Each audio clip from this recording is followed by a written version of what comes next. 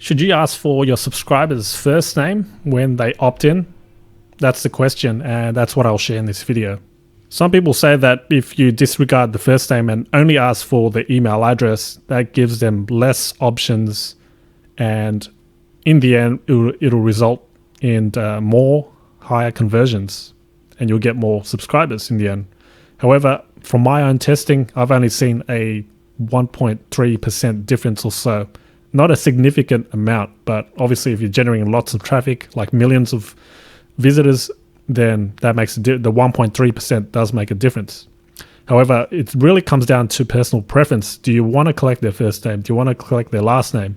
And all this other information that might be relevant to your industry.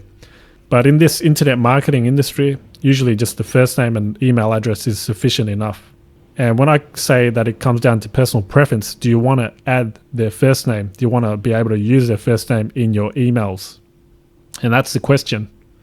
If you don't require it, if you simply want to write your emails in a way that doesn't refer to their first name at all, then that's fine.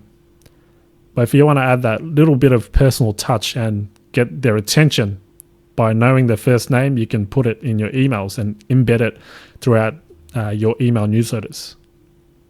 But if you're worried about conversion rates, then don't hesitate too much, whether to use it or not.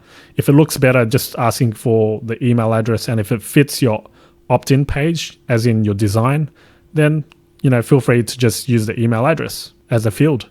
Personally, I mix it around a bit. Sometimes I ask for first name, sometimes I don't. Really depends on the context. Just don't be too concerned about, whether you should leave the first name out because you're going to get high conversions just by using email address. Test it out yourself, because there are many variables when you're doing testing and tracking. It could be your opt-in form, could be your headline, could be the layout, could be the call to action, could be anything. But test out whether first name plus email does better over just asking email, and vice versa. At the end of the day, don't be too concerned whether to add it or not.